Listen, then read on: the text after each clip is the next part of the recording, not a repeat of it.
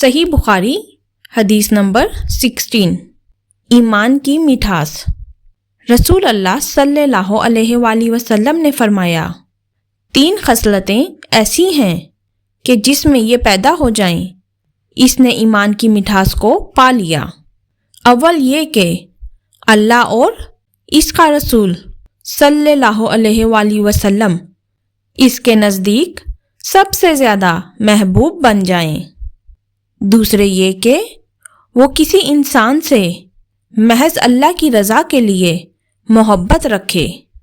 تیسرے یہ کہ وہ کفر میں واپس لوٹنے کو ایسا برا جانے جیسا کہ آگ میں ڈالے جانے کو برا جانتا ہے۔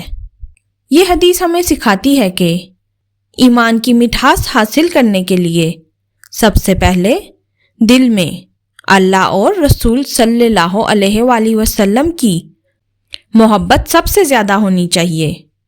انسان سے محبت صرف دنیاوی فائدے یا دکھ کے لیے نہیں بلکہ اللہ کی خوشنودی کے لیے ہونی چاہیے۔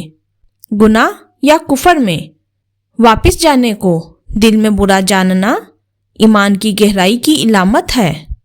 ایمان کی مٹھاس دل میں سکون اور روحانی روشنی لاتی ہے۔ یہ 3 خصلتیں دل کی حقیقی پاکیزگی اور روحانی سکون کا سبب بنتی ہیں۔ آئیں دعا کے لیے ہاتھ اٹھائیں۔ اے اللہ، ہمیں ایمان کی مٹھاس عطا فرما، ہمارے دلوں کو اپنے اور اپنے محبوب صلی اللہ علیہ وآلہ وسلم کی محبت سے منور کر دے۔ ہمیں خالص اور سچی محبت سکھا جو صرف تیری رضا کے لیے ہو۔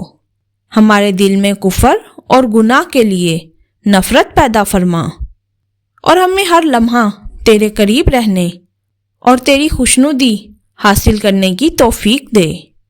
آمین یا رب العالمین۔